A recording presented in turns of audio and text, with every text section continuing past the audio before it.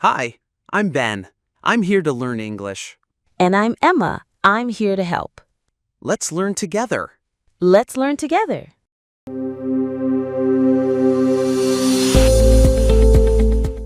Hey there, everyone. Welcome back to Easy English with Emma and Ben. I'm Emma. And I'm Ben. Hello again, lovely people. How are you all doing today? I hope you're smiling and ready to learn because today's topic is one that makes many English learners go, "Oh, why is this so hard?" Oh, yes. We're talking about prepositions. Yes, prepositions. Those little words like in, on, at, to, for, from, by, about. They're small but powerful. Exactly. Tiny words, big headaches. But don't worry, by the end of this episode, you'll understand them much better. We'll explain them in a fun, simple way with examples, stories, and some funny images to help you remember. Perfect. So, Emma, how would you explain what a preposition is? Good question. A preposition is a word that shows the relationship between two things.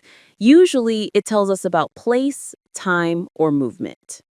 Yes, think of it as a word that shows where or when something happens, like in the room, on the table, at school, before lunch, after class. Exactly. Let's start with some common ones that talk about place, where things are. The three most common are in, on, and at. Ah, yes. In, on, at. Three simple words, but they drive people crazy. True. Okay, let's make it easy. We use in for something that's inside a space, like inside a box, a city, or a country. For example, I live in London. The keys are in my bag. Yes.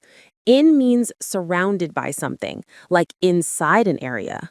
You can say in the room, in the car, in the water, in the sky. Right. Now, on means something is touching a surface. For example, the book is on the table.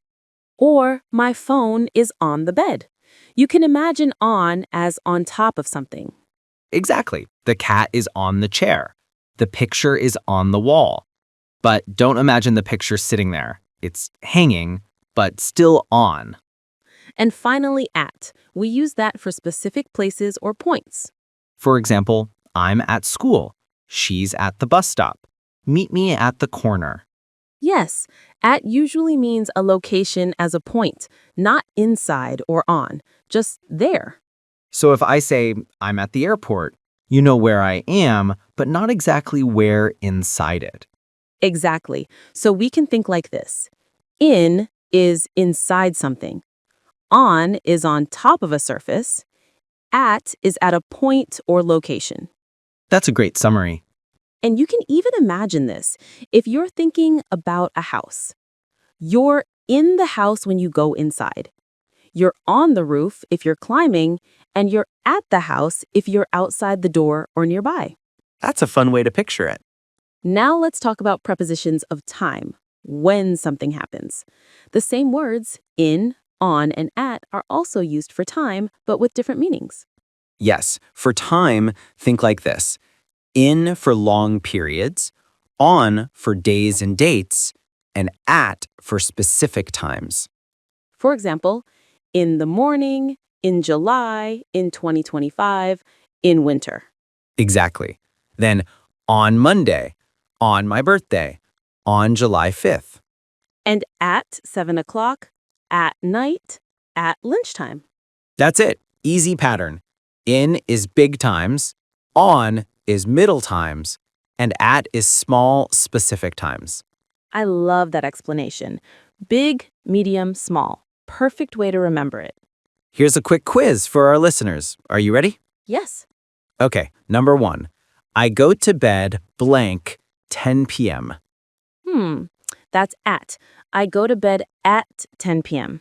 Correct. Number 2. I was born blank 2001. That's in. I was born in 2001. Yes. And number 3. I have English class blank Mondays. That's on Mondays. Perfect. If you got them all right, give yourself a high five. Great job, everyone. Okay, now let's talk about some other common prepositions. Good idea. Let's do to, from, for, and by. Okay, to shows direction or destination. For example, I'm going to the store. She moved to Canada. Yes, it shows movement from one place to another. Then from shows the starting point, where something begins. I came from Spain. This letter is from my friend. So to is the end point, and from is the start point. Exactly, like a little journey. From to. And for, that's used for purpose or time. Like, this gift is for you. I've waited for 2 hours. Nice. And by can mean many things, but two common ones are by someone who did something and by meaning near or next to something. Right. For example, this song was written by Taylor Swift. She's the writer. Or I'm sitting by the window means next to it. Exactly. You know, English learners often confuse in, on, and at with places like transport to. Ah, yes. Let's explain that one. We say on the bus, on the train, on the plane, but in the car. Yes, it's strange, right? But there's a reason. We use on when we can move around or stand up inside the transport. We use in when it's small and we sit down, like a car or a taxi. So, on the bus, on the plane, on the ship, in the car, in the taxi. Right. And never say on the taxi, unless you're sitting on the roof. Please don't do that. Okay, let's tell a little story to make it fun. Sure, go ahead. All right. Last weekend, I went to the park. I sat on a bench and I saw a man sitting by the lake. He was reading a book in the sunshine. Then his phone fell into the water. Oh no, poor guy. Yeah, he jumped into the lake to get it, but his dog ran away from him. It was like a comedy movie. That's hilarious. So many prepositions in that story. On, by, in, into, from. Exactly. That's how you learn, by hearing them in context. Yes, don't just memorize. Imagine a picture or a story with them. Right. Like in is inside, on is on top, under is below, next to is beside, between is in the middle of two things. Exactly. Picture this. The cat is under the table. The ball is between the shoes. The lamp is next to the sofa. Good examples. Visual learning helps a lot. And here's a little pronunciation note. When we use prepositions in fast English, they can sound different. For example, in the often sounds like inna. I'm in a car. On the sounds like onna. I'm on a bus. Yes, so don't get confused when you hear native speakers talk fast. They're not saying something new. It's just connected speech. Exactly. English loves to connect words together. Okay, let's have a little game. I'll say a sentence, and Emma will fill in the correct preposition. All right, challenge accepted. Okay, I left my phone blank the table. That's on the table. Nice. I lived blank Spain for 2 years. That's in Spain for 2 years. Correct. Let's meet blank the cinema. At the cinema. Good job. My birthday is blank May. That's in May. And finally, I'm waiting blank the bus stop. At the bus stop. Boom. Perfect score. Thank you, thank you. All right, listeners, now it's your turn. Think of 5 sentences using prepositions. Say them out loud or write them down. For example, my bag is on the chair. I live in Spain. She works at a hospital. That's a great idea. The more you practice, the more natural it feels. Yes, prepositions are like little puzzle pieces.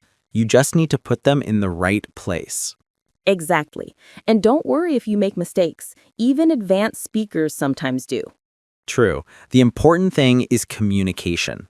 Before we finish, let's do a quick summary for everyone. Good idea. Prepositions are small words that show relationships, usually of place, time, or movement. For place, in, on, at. For time, in, on, at. For movement, to, from, into, out of. And don't forget for, by, about, with, between, under, next to, and more, all part of everyday English. Exactly. You'll see them everywhere. In books, songs, signs, conversations. And the best way to learn is by listening, reading, and practicing every day. So, Emma, what have we done today? Oh, nice use of the present perfect again. We've learned about prepositions, we've laughed, we've practiced, and we've shared stories. Yes, we have. And hopefully our listeners have enjoyed it too. Friends, if you liked this episode, don't forget to subscribe, like, and share this podcast with your friends who are learning English.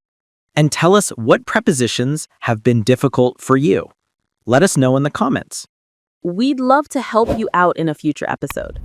That's right. Keep learning, keep smiling, and remember, you've got this.